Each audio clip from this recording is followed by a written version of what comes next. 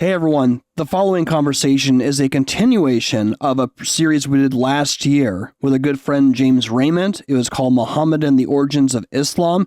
This is a continuation of that series entitled Answering Islam. Recorded all the same day. This is going to be a three-part series where we're going to be talking about really how to understand Islam given the current geopolitical climate. This was recorded last year, so we hope you'll find this as a fascinating conversation.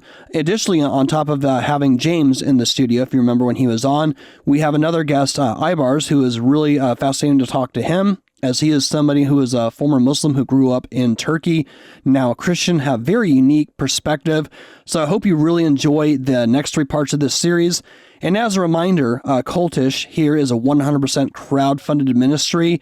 It's because of supporters like you who've been able to generously give and help us out the last few months that we've been able to have this content come out to you on a weekly basis and to make sure that everything is accessible to you for free without a paywall. So if you want to partner with us and be part of the mission to change lives here at Cultish, go to thecultishtshow.com. There is a donate tab, and we ask you consider giving generously, as we want to be able to continue our mission, to be able to give you resources to impact the kingdom of the cults, and in this case, give you resources on answering Islam. So all that being said, enjoy this upcoming three-part series. All right, welcome back, ladies and gentlemen, to Cultish. My name is Jeremiah Roberts, one of the co-hosts here, joined by Andrew once again. Thanks for joining us back, man.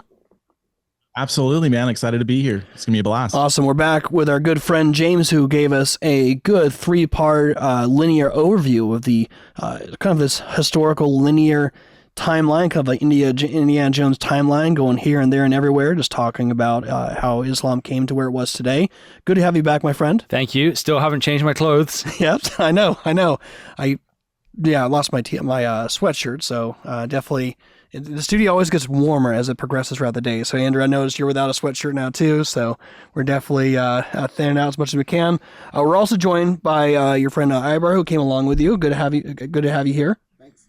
Awesome, man. So, we are, the first three part of our series, we kind of gave just a historical timeline is of Islam. And really, the trajectory of where we are headed is to really talk about what it's like to dialogue and engage in the Muslim world. So we figured, we were talking yesterday, and I thought, hey, you know what? Let's bring you in because I think you'd be a valuable contribution to this conversation. So just tell everyone just a little bit about yourself, your background, and what this conversation means about you. Why is this whole conversation important to you? So connective tissue to the last episode, right? We talked about the Mongol invasions. We talked about the Ottoman Empire, the modern nation state of Turkey, and then everything that's happened in the Muslim world for the last 100 years, including Afghanistan. And Aybars represents all of that to some capacity. Wow. That's awesome. That's quite a spotlight. Thank you. I mean, look at him. He looks like Kublai Khan with a modern haircut. Yeah, the Marco Polo series. That's right. So a little bit about myself. I am a Turkish believer. I was born in Turkey in 1974. My father is an Afghan from northern Afghanistan. He's an Uzbek. And my father was a Muslim poet. He wrote poetry to inspire the freedom fighters during the Soviets and during the attacks of the Taliban to inspire people to keep fighting. When he started doing his political activity, he got on the radar of the king of Afghanistan. His name was Zahir Shah. And my father eventually had a price tag on his head. So he had to leave in the middle of the night with a couple of his friends, and they walked across the mountains of Pakistan, tried to get asylum in Pakistan, and then Iran, and then eventually in Turkey, where he met my mother, became a Turkish citizen. But in the mid-'70s, my country was trying to be destabilized by the Soviets. So my dad said, I've already been through enough political turmoil in my life, and I don't want to go through this again. I'm going to move my kids somewhere. So he went and looked at France, Germany, and the United States. But everybody knows that, the streets in America are paved with gold, right? It was a place he wanted to go to. Yeah. And, that's where we landed. We landed in New Jersey. I grew up a Muslim kid around Italians and Italian Catholics and Irish Catholics. and Hispanics and Haitians. And we never really fit in really anywhere. You know, we ate on the floor and people had, normal people sit at a table, right? We ate at the floor and the rug was hanging on the wall. And as I grew up, I kind of started coming into conflict with Islam. First of all, because my friends were not Muslim. I didn't have my people. I didn't have my community around me. We were the only Muslim family around.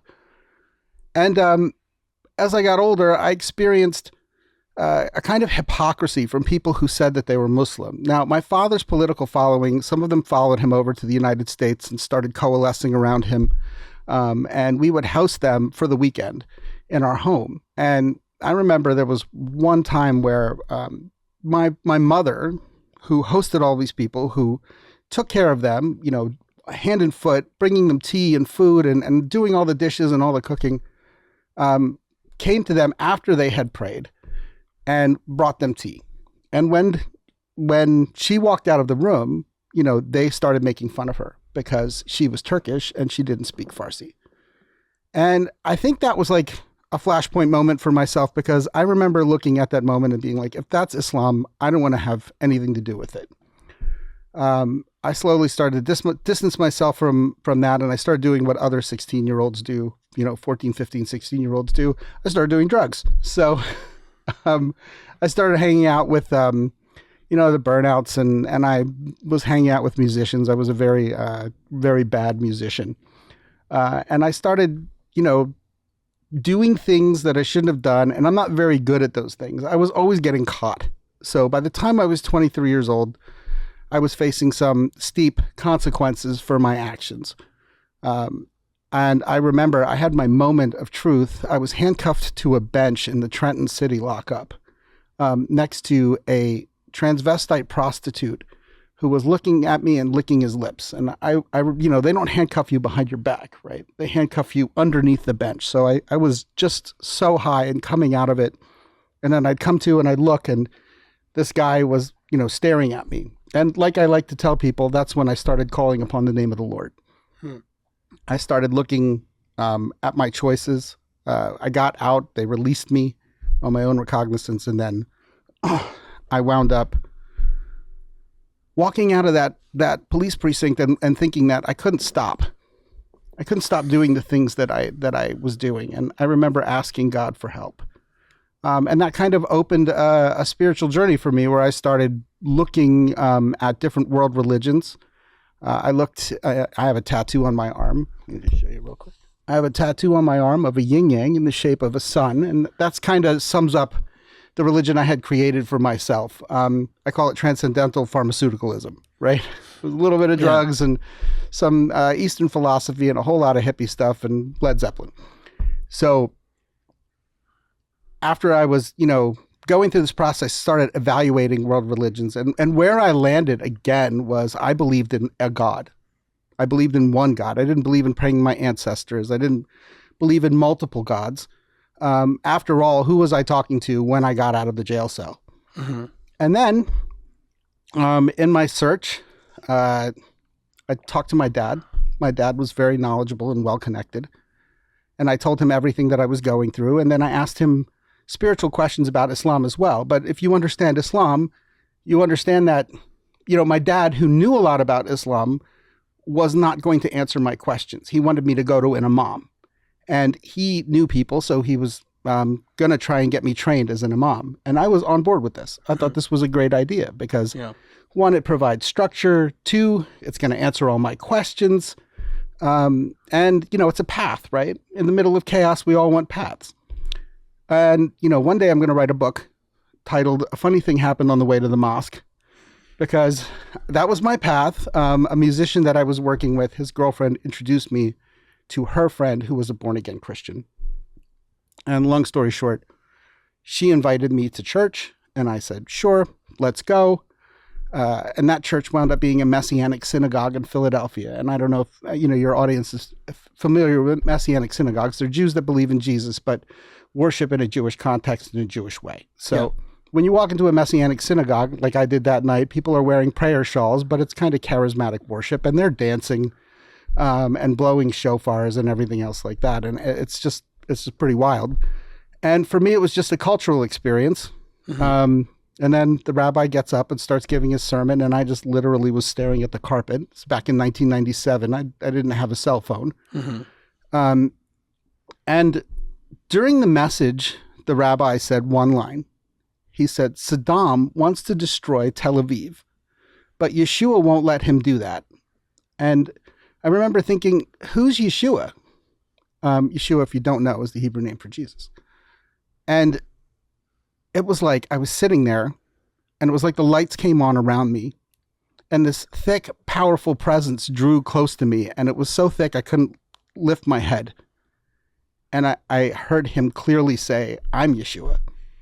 And I didn't say anything. There wasn't like an altar call or anything like that. I just remember thinking, I'm coming. Like this was what I was looking for. And then after the service, I just sat there the rest of the time pondering. After the service, their young people told us about another Messianic congregation closer to me. That was in Philadelphia. I was in New Jersey. And I went there 2 weeks later, and I wound up staying for 15 years. And then, I was involved in ministry. I was a youth pastor there for a long time. And then I moved to Seattle with my wife and then 3 children. And I went into ministry with a friend of mine who runs a Messianic synagogue in North Seattle. And he hired me to be his assistant rabbi. Wow. Yeah.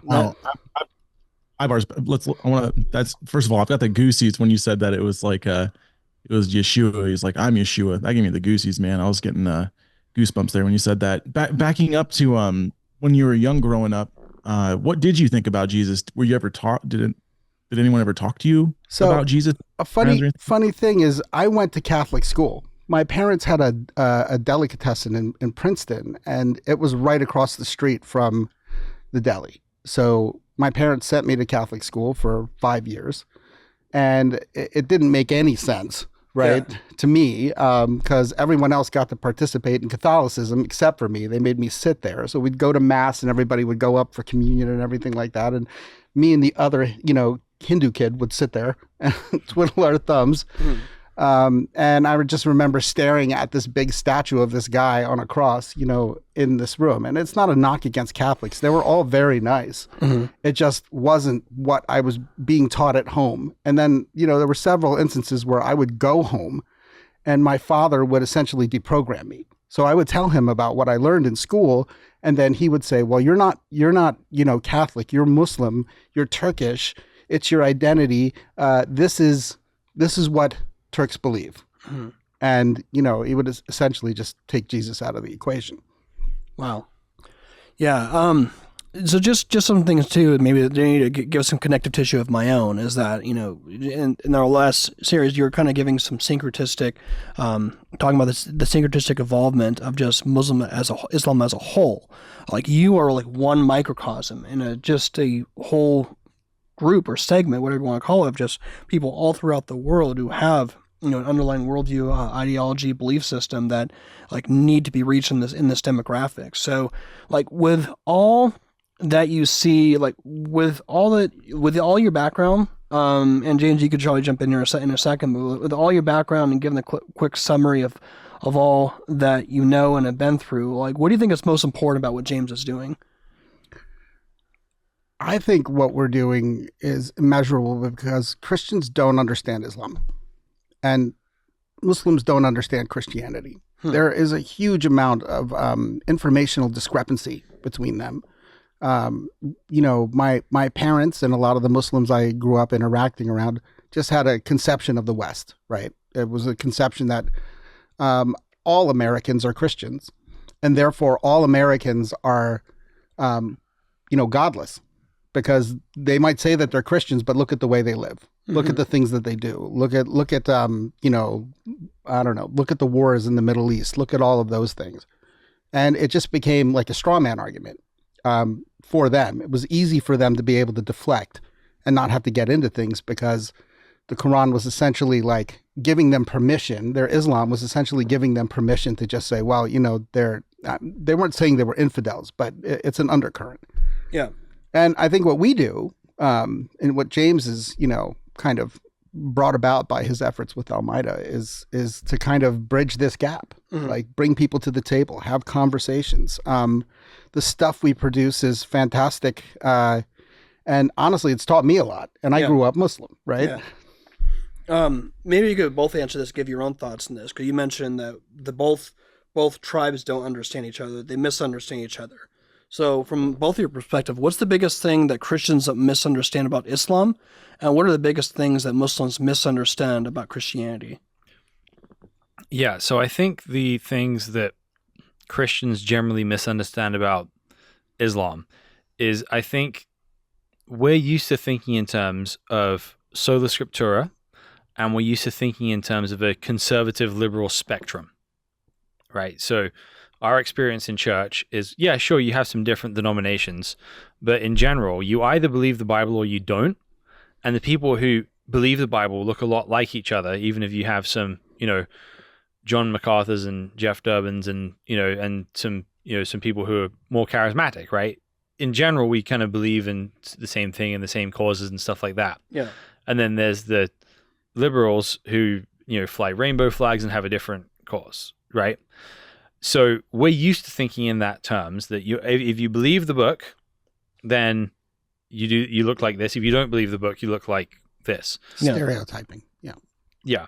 And in general, that works in Christianity because the source material is, concise, it's accessible. And if you're going to take it all seriously, it's not like you read 3 chapters of the Bible a day, you can have read it in a year.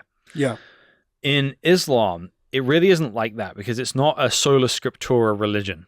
It isn't, we know like a guy who believes in the Quran as the kind of this sort of final authority in practice, but we know one of him. He's great. We love him. Right. But that's not how most people think about it. Most people, it's much more like Roman Catholicism, but lacking a pope in a lot of ways. Yeah. So it's this complicated web of people and traditions and history that, people relate to. So we don't understand the complexity of the different points of view here. So the West has tended to think, Osama bin Laden, conservative Muslim, your neighbor who is nice is a liberal Muslim, because if they were conservative, they'd be doing the suicide bombings and stuff. Right. Right. That's kind of a misconception on the Christian side. It's not as bad as it was now in say like 2003, but that's still there to some extent. And then, I think in general, the straw man we often make about other religions is we think of Christianity versus other religions as faith versus works. Right. But no other religion out there believes in salvation through works alone. It's a mix of faith and good deeds that get a person to paradise. Yeah. So Muslims believe that God is merciful. They believe they have to rely on that mercy. But there's the works are a huge part of it too. Like most other religions are. So I think it's just an unnuanced idea. Yeah. And you take the average American's idea of what Islam is, you can find that it's true in one case or another, but it's definitely not like universally applicable. Yeah. And then conversely, I think people in the Middle East think of Christianity as either Roman Catholicism or MTV. So they think of it as this, huge sort of formal, thing, or they think of it as something with no rules at all, which is just wild sex all the time, right? You believe in a God who slept with Mary and produced a demigod, and now you're all sleeping with each other. Makes perfect sense, kind of thing, right? That's the general way. So in general, what Muslims think of Christians, though, is they think that we're nice people with completely incoherent ideas. Right. No, that's good. And what about what's your perspective too? Like to bounce off of him, like what do you think are the biggest misunderstandings both sides have of each other? I think that Islam, particularly in the Middle East, tends to view Christianity through a political realm, political lens, right? So a lot of the things that have happened, particularly with the West, like I guess you would, from their perspective, from the Muslim perspective, you would say like kind of meddling, right? Interfering or whatever. And that's not what Christians do. That's not what Christians are supposed to do. So essentially, it becomes a game of caricatures, right? Like, what's the caricature of the person in the West that makes it easier for me to live over here in the East? And then what's the caricature of the person in the East who makes it easier for me to understand what they're doing over here in the West? Mm-hmm. So, for instance, if you see a person who's, if I tell people that my father is from Afghanistan, mm-hmm. you know, they automatically think that my dad wore a big turban and had a big bushy beard, you know, and his wife like had a head covering, or you couldn't see her face at all. Right. And that's not at all what he was like. That's not at all what my family was like. Yeah. So when you explain to people, you know, when you're a kid, for instance, when you're Muslim, but then also in light of like, other things that have happened. So in the 80s, there was the bombing in Lebanon. Mm-hmm. And I told a Christian soldier, American soldier, that I was a Muslim, and he freaked out on me because he was like, my friends died over there. Yeah. You know, like Muslims are trying to kill Americans, you know, yeah. and I mean, was my mom trying to kill you? Like, yeah. You know, was my dad trying to kill you? We lived 3 doors down from this other family.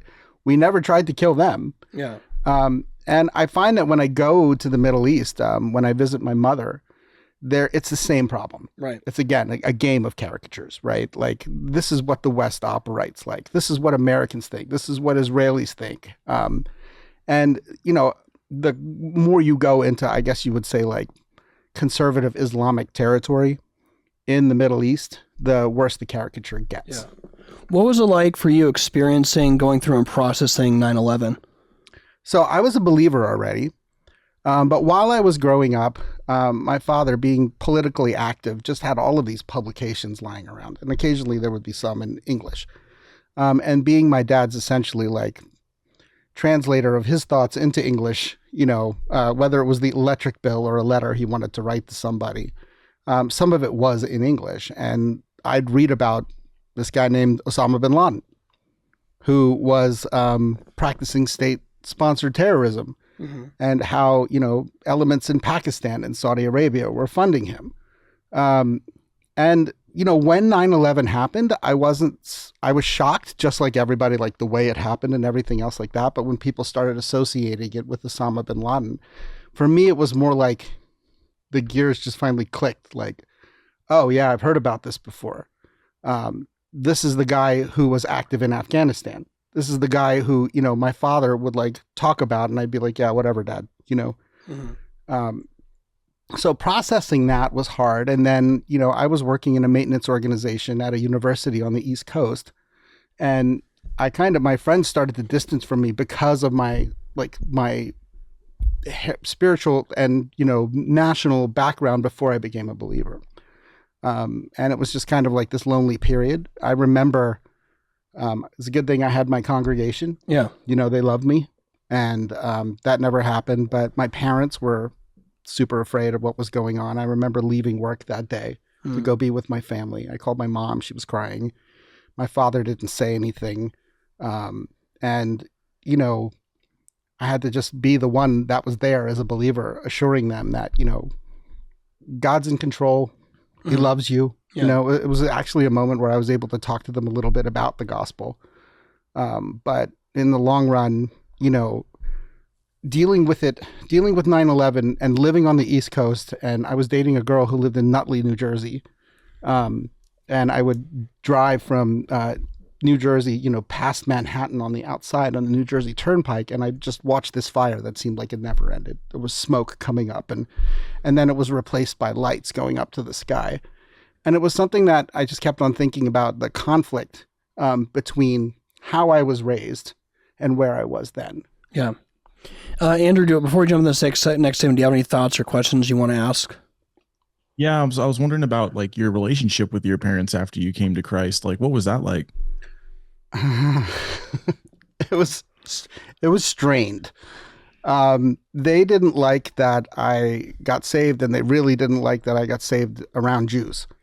And they got really conspiratorial about it. I had to move out. I was living with them when it happened. I had to move out for a couple years and just kind of like, you know, figure out who I was, what my Yeah. identity was in Christ, learn to have a quiet time without, my dad standing over me going, that's a false religion. You shouldn't do that. I mean, he deprogrammed me when I was young. I'm sure he thought that he could deprogram me when I was older. Yeah. Yeah. So we're really making the segment, and this has all been so great so far. I really appreciate everyone's contributions so far. We're really going to be focusing in on just the Islamic sources and how the average Muslim relates to those. I know for me, like I said, you speak of September 11th, a lot of things we're going to talk about I associated with 9/11 and the whole geopolitical world. But again, these sources have thousands of years of history, as we talked about in the previous episode. But what's a good starting point to really talk about that? Do you want to maybe add some webbing in here about the modern Muslims when they'll learn? Because this is an area of like defining terms, really bridging the gap as far as like dialogue goes. Like, what do you think is the best starting point for all this, for people who can understand that? Well, yeah, that's something we need to make sure we have a lot of time for. But as far as one thing is a helpful case study here. Right? Sure. When we're talking about Osama bin Laden and 9/11 and stuff like that, is understanding like how Osama bin Laden's position exists, right? Because it's not, you don't just open up the Quran that says, yeah, when your enemies get too powerful, crash a plane into their buildings, right? Right. There's no skyscrapers, there's no airplanes when the Islamic source materials are produced. But what someone like Osama bin Laden is going to do, and this comes through an interpretive tradition starts with Ibn Hanbal, who we talked about like 2 episodes ago. Then a guy called Ibn Taymiyyah, who was a Muslim during the Mongol invasions. Then a guy called Sayyid Qutb, who starts a movement during the Muslim Brotherhood times. And basically their thinking is that most conservative Muslims would believe that it's inappropriate to wage jihad, and the word jihad means struggle, right? It doesn't inherently, the word doesn't necessarily mean fighting. It could mean an inner struggle as well. In the Islamic sources, it means armed fighting, though. You read the book of Jihad in Sahih Muslim, it means it's a book about warfare. But most conservative Muslims don't believe it's legitimate to fight a holy war unless you have a caliph, unless it's defensive.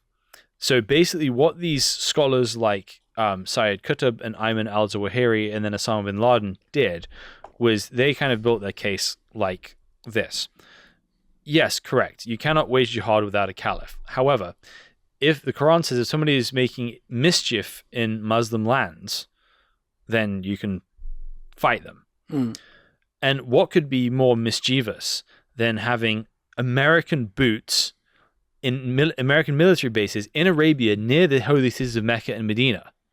This is an invasion. This is territory. And the reason America was there, by the way, was to stop Saddam Hussein from invading Kuwait. Nevertheless, that put us there to protect our interests. So they saw this as, provocation and as a reason that our blood was legitimate for them. They had a righteous quest. So then,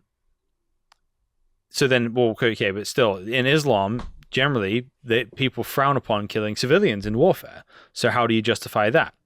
And what they did is they took a verse from a hadith from Sahih al-Bukhari, which says that the person who funds a Muslim warrior while he's on jihad gets the same reward as the soldier himself.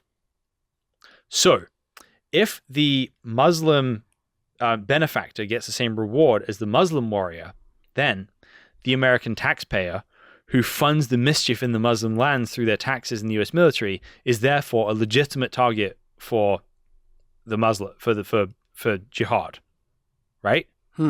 So you can see that they're making their case by appealing to several principles, but you can also see how a conservative, thoughtful Muslim could argue with all of those and say, okay, that's not the right equivalent. This isn't exactly how this should be happening. And so that's how you can start to see the nature of how people have to relate to these things in order to make their case. So it's just much more complicated than people want it to be. Yeah. It's also Man, I have a important. Oh, go ahead. Sorry. Yeah, because earlier I could have heard you guys wrong. We were talking about one person specifically will hold the Quran as the sole infallible rule of faith and practice for them. That's their objective standard. Yeah. But the majority of people that are in Islam don't hold that. So how can they have a sole objective standard to say it's not correct or is correct in terms of, let's say, attacking taxpayer citizens? How do they have any form of moral objective standard to say that this is definitively Islam if the Quran is not the sole infallible rule of faith and practice? Well, here's the thing, and we're getting back to the last 100 years again. At one point, the system depended on having a government with one central figure who could say that kind of thing, right? Who could say, I am the caliph, I represent all Muslims, you do not represent Islam, stop doing that. And now there's a power vacuum and everybody's trying to fill it.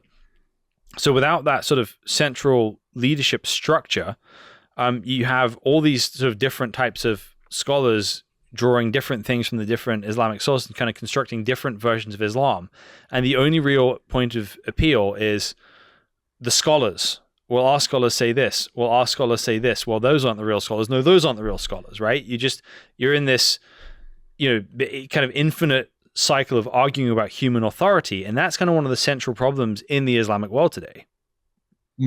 I think it's also important to understand that where Islam and radical jihadism are today didn't happen in a bubble, right? Like it was, the tactics are inspired by political revolutions that have happened in the last 100 years, like Rhodesia, for instance, or, what the track that the PLO took, and then what the track that Hamas took, and what their justifications were, and then how that turned into, what Al-Qaeda did, and then now what ISIS has done and other groups.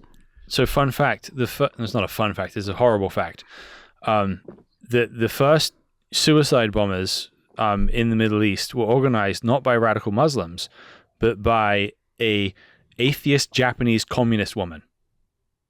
What? Inspired by the kamikazes in that Japan used in the Second World War. Wow. What was the purpose? Well, so basically, if you really look into the origins of kind of Israel and Palestine, it doesn't start as a religious conflict. It really starts in some ways as almost like a leftist civil war. So all of the early Israelis were, mostly kind of very, very socialist, kind of borderline communist. And most of them, like Ben Gurion, for example, the first prime minister of Israel, didn't believe in a god. Or he was most agnostic, right? And he was, left wing. It was very socialist. And a lot of the early resistance to them were different socialists who were taking up the sort of Palestinian cause as part of their cause.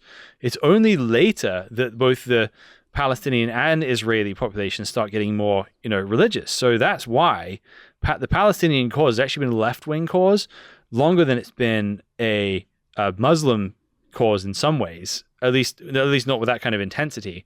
Right. And so you have all sorts of people getting in there. So if you ever seen the movie, 12 Days in Entebbe, there's a flight hijacked from Israel and taken to Uganda by Idi Amin. And the people that did that were German communists. So there's always been this kind of very complicated connective tissue there that, you read Osama bin Laden, there's some sprinklings of Karl Marx in there too. Yeah. Well, that's where the marriage of tactics happens, right? When you take a left wing, a hard, like leftist tactic like terrorism, and then, kind of add your own flavor to it, right? And then gradually, like you were talking about, it evolves into a religious cause and not a spiritual cause. Yeah. I'm sorry, religious cause and not a political cause. Right. So with everything we've discussed so far in this episode, how does that help in, creating relatability to the Muslims you've been in dialogue with? Because, obviously this is their world too, so they have knowledge of it. And I think I'm assuming that's probably very helpful though, right? Yeah, it is helpful. And I think, being able to be fluent in this stuff is great. But I think what's almost as helpful with much less work is just having the mind that understands that it's a complicated web.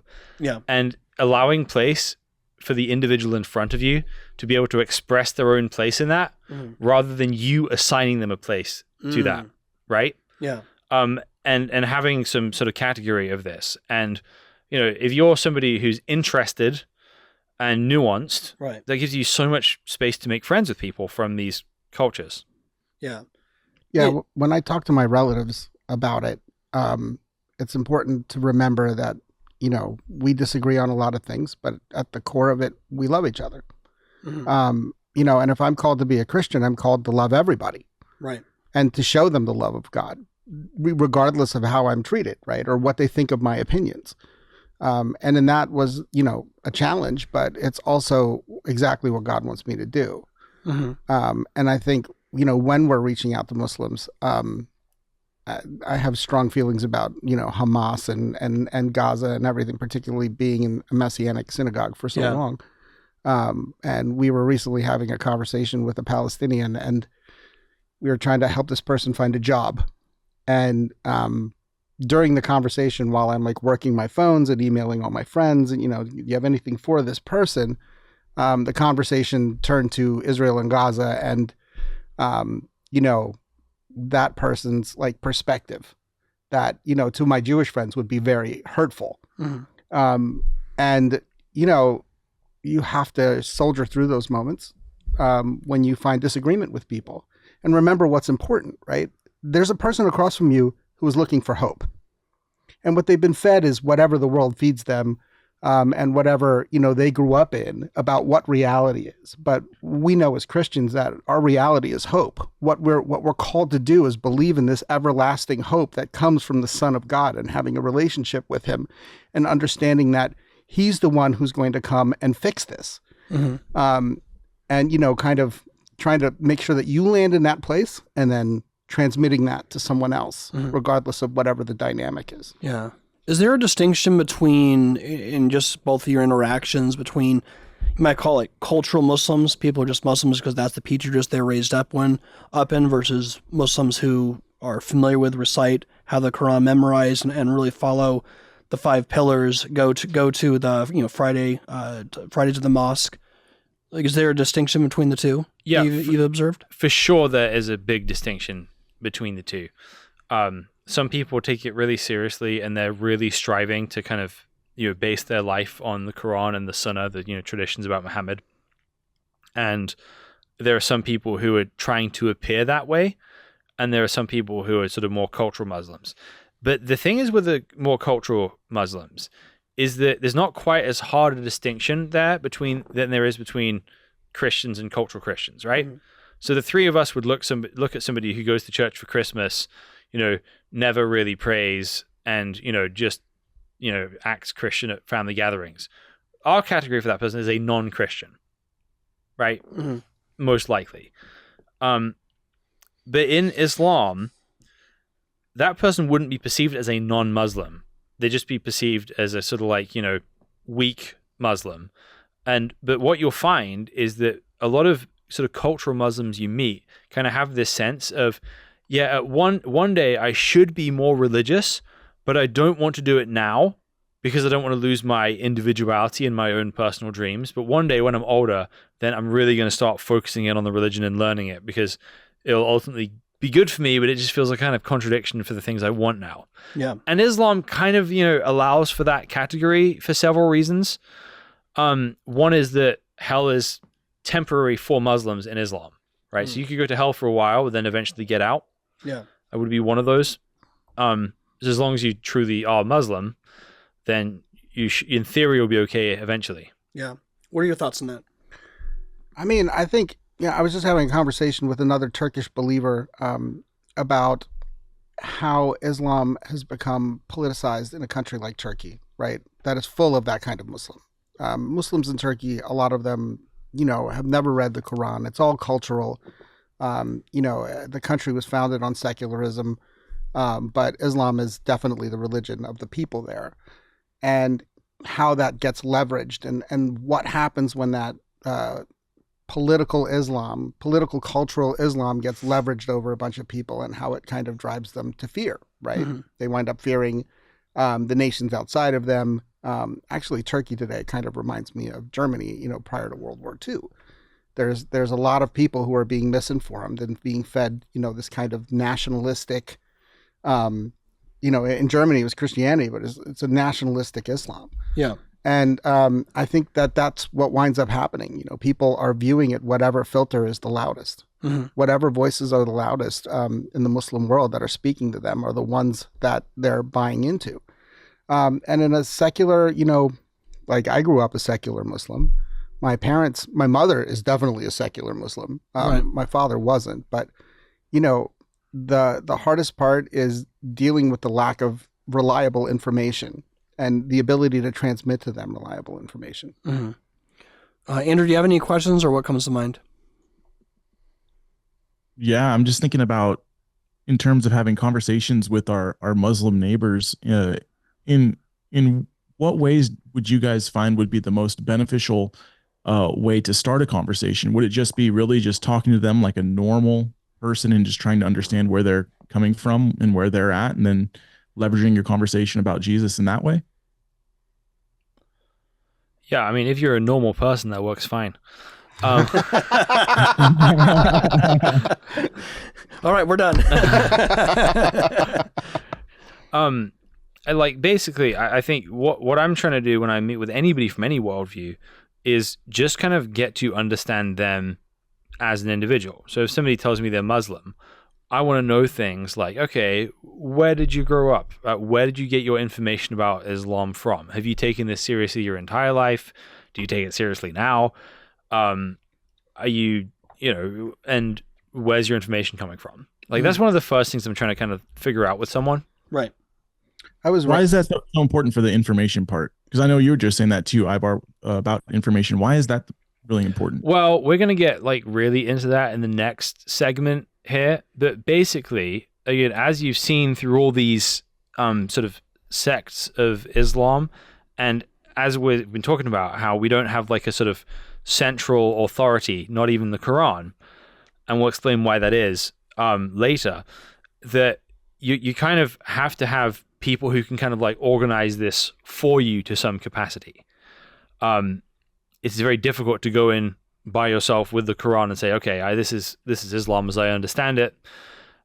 So it kind of almost forces you to rely on external sources. So knowing where someone's getting their information from is going to tell you a lot about a person. So if somebody says, yeah, I read the Quran, I recite in Arabic, but I study it in my own language, and I go through, 5 hadith a day online, and I go to the mosque and I listen to the Friday sermons, they're going to have something that's a little bit more historically orthodox than somebody who says, yeah, I learn everything from my dad. Mm-hmm. Probably. Yeah. Yeah. I mean, I kind of tend to think as an answer to your information question that we live in an age of information manipulation.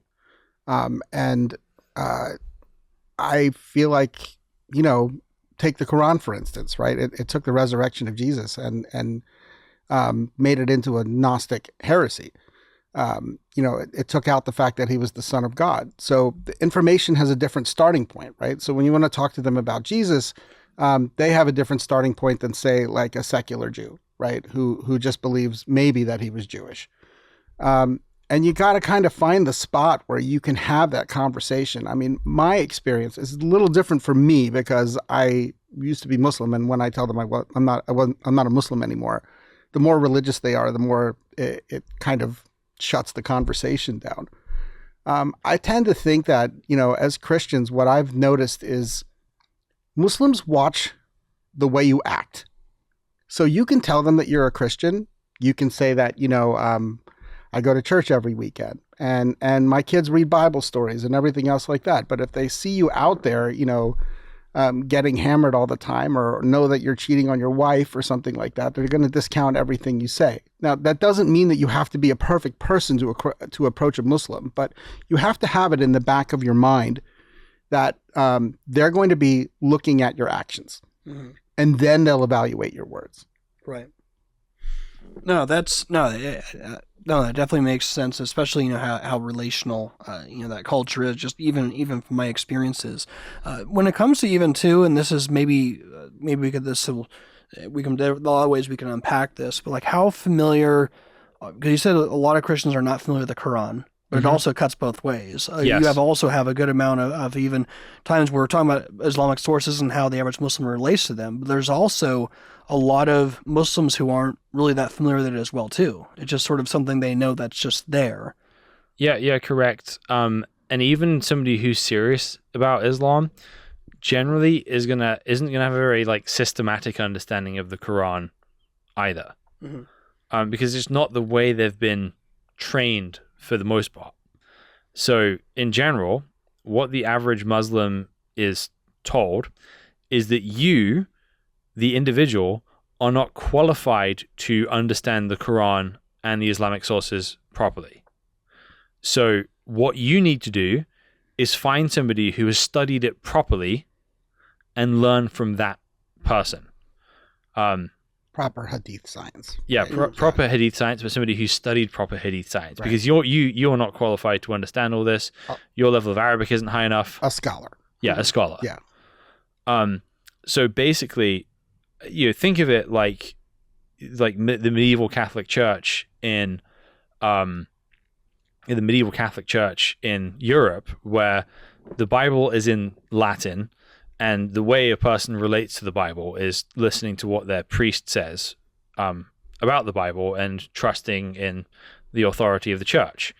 In the same way, the average Muslim thinks that the Quran is too difficult for them to understand, and the real goal of the Quran is to recite it in Arabic in order to get blessings. So think of it almost like, like a Hail Mary or something. Yeah. It's something you recite and you get blessings from that. So very rarely is somebody going to be, and no, not never, but rarely is a Muslim you meet going to be kind of like going through the Quran chapter by chapter, verse by verse, studying the meanings and trying to get it in context and everything like that. Because the perception is that I either want to be a scholar or I don't. And if I don't want to be a scholar, then I shouldn't do that. Yeah. Yeah. What are some other like sources that the modern Muslim would sort of relate to? Like we're studying the Quran. What are some other sources? I mean, obviously pilgrimages are a big part of, as Protestant Christians, it's not really part of our tradition at all. Like how does the modern day Muslim relate to the pilgrimage aspect of Islam? Well, so the pilgrimage is basically once in every Muslim's lifetime, every Muslim is supposed to make a pilgrimage to Mecca. And they believe if they do that, all their sins up until that point in their life are forgiven. And they have to do that once in their life. So, it's a big part of their psyche, but isn't necessarily a huge part of their day-to-day thinking, except a lot of the people who are more cultural Muslims try and save that for later. Right, because if you have a credit card and you're going to get like everything paid off, no matter how much it is, one day, I mean, you're going to spend on that as well. More like a get out of jail free card. It's a get out of jail free card, right? So you want to, you don't know what bad stuff you've done, so you want to, have that sometime, not too late, but not too early either. Right, you got to cash it in just at the right time. It's also really expensive to do it. Yeah.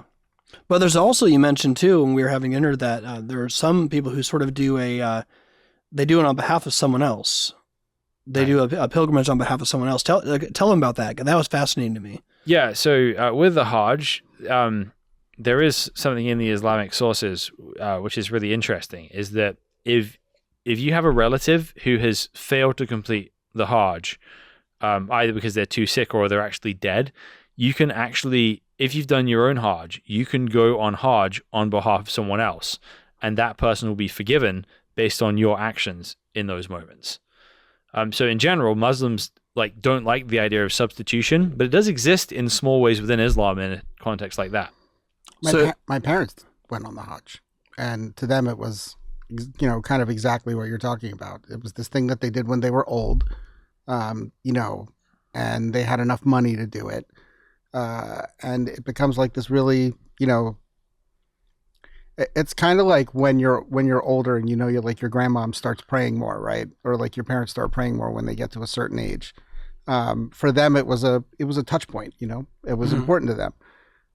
And as Christians, we're like, well, we go to church every weekend, right? Like if I'm going to save up for a big trip, is it going to be Disneyland or is it going to be like a vacation in Hawaii or something like that?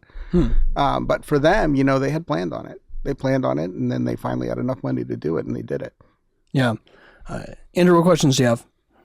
Yeah, so they take that pilgrimage to Mecca. What's inside that big box in Mecca? I mean, a lot of people have probably seen the images of thousands of people just around like that box thing. What is in there? What is that about? I'm sure you can find the internet will tell you lots of things, but basically nothing. Oh, The important part of that for them, though, is the black rock, which is a meteor that fell down from the sky and was sort of before the time of Islam, and is kind of in the corner. So you see this, silver section with this glass window, and everyone tries to kiss it because Muhammad kissed it. And that's kind of the centerpiece of everything. oh wow. Okay. Or they're the mother boxes from the Justice League movie. Yeah. Nice. Just kidding. Yeah. So, in addition to the Quran, right, as far as sources, a very important one for the modern Muslim is going to be Al-YouTube, Mhm. which is Arabic for the YouTube. Yeah. Colleen, that sounds a lot like YouTube. Well, what I mean by that is, the average Muslim is going to get their Islam, conversation by conversation, piece by piece, clip by clip, a piece here, a piece there. And it's going to get really kind of put together by this sort of like very vast range of, voices in this.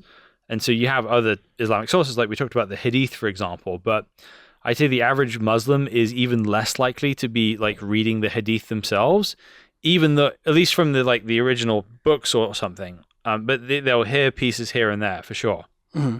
I also think that the ones who are more serious about it, we call them Dawa bros, and James can explain that a little bit better. But they look for scholars they agree with. Mm-hmm. I once had a 2-hour conversation with someone about how he believed that Jesus was a Muslim based on several passages. And, in our back and forth, he kept on pulling out his phone, going to his favorite scholars, and he kept on looking and scanning till he found an opinion he agreed with, and then that would be his answer. So, YouTube is definitely it. The internet, there are, like Zakir Naik has, his own website and all this other stuff, and people will go to him. Yeah, I mean, both of us, we're all somewhat in the same age range, so we've seen the evolvement of like social media, like pre-Facebook. I mean, I'm sure we all had our MySpace profiles at some time. I did. With our favorite song, we all learned coding. Thanks, Tom. But it's been I'm just very curious. Like, have you seen? Especially think about, just in the first 3 episodes, just how syncretistic the whole movement has been. Have you seen just an involvement of syncretism or just a variety of what people believe in conjunction with the rise of social media and different influencers? Because all of them have to have their own taste and petri dish of maybe, the Sunni perspective, the Shia perspective, and all the different perspectives. I mean, you being from a background in Turkey is probably very unique and distinct from someone who may have grown up in like Jordan or Saudi Arabia or Pakistan. But then having the ability to be connected to people like all around the world. Have you seen the similarity with that, with the evolvement of social media? Yeah, it's interesting, and I'd say that like with a lot of the sort of the differences in the sects, for the average person, it doesn't necessarily impact them all that much. Yeah.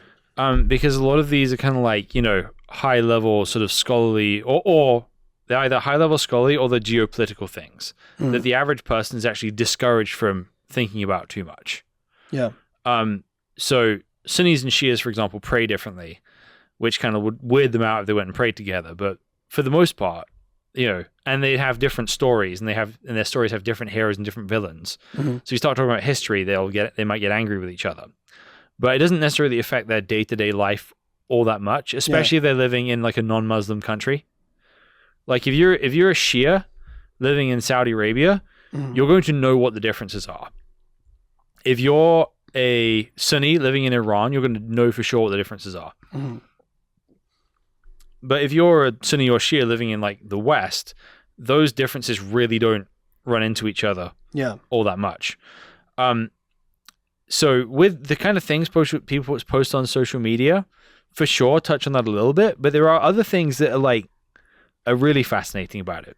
So, for example, right, classical Islamic scholarship considered it haram, like forbidden to, like, paint, human forms. So when photography came out, they didn't believe it was right to take pictures of people. But when you have to start interacting in the Muslim world, you start to have people traveling with passports. Yeah. So then you have these Islamic scholars who issue a ruling saying, okay, you can take a picture. It's not forbidden, but only so you can get a passport. Right. And so working with a bunch of Afghan refugees, some of the older ladies, they don't even have a picture in their passport. They have like a thumbprint instead.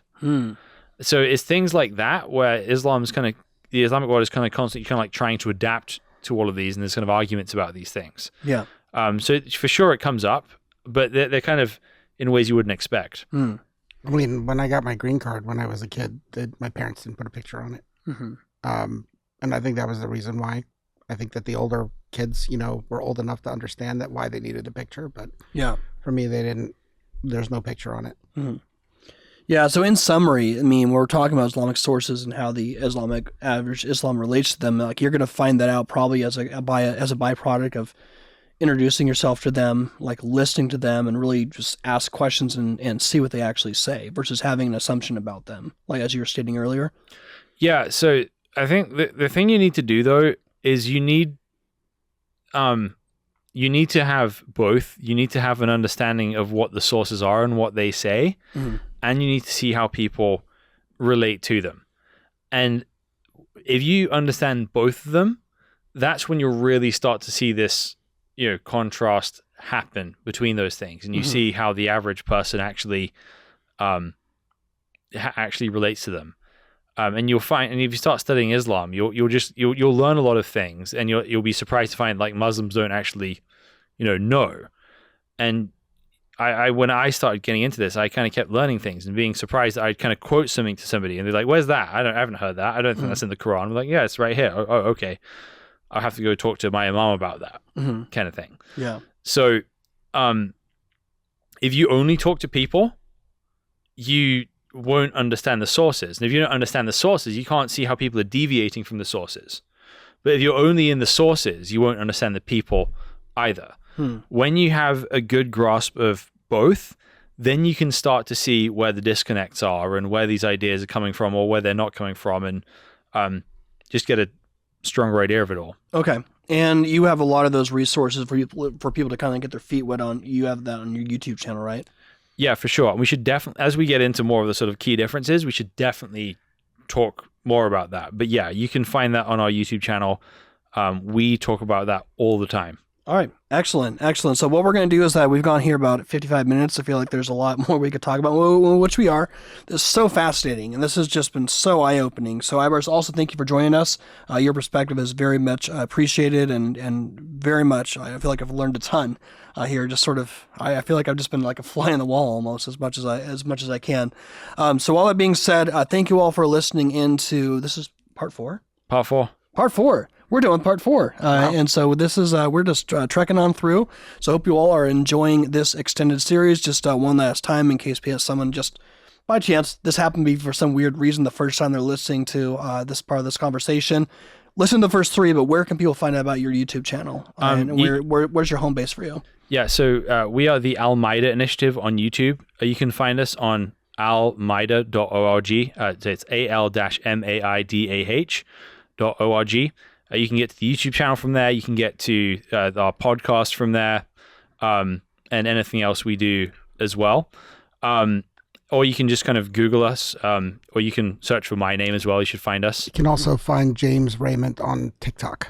Yes, that's true. Yeah. Nice. I don't like using TikTok, but I do because, YouTube has bought us thousands, TikTok's tens of thousands. Yeah. I know. You gotta compromise. Okay, tens of thousands versus Chinese spyware, giving up all the information on your phone. Maybe get a burner phone. That's what you gotta do. Or outsource or endless teenagers doing the gritty. Yes, exactly. Exactly. All right. Well, thank you all for listening in. We will talk to you all next time on Cultures, where we jump into part 5 as we talk about understanding and engaging the world of Islam. Talk to you all soon.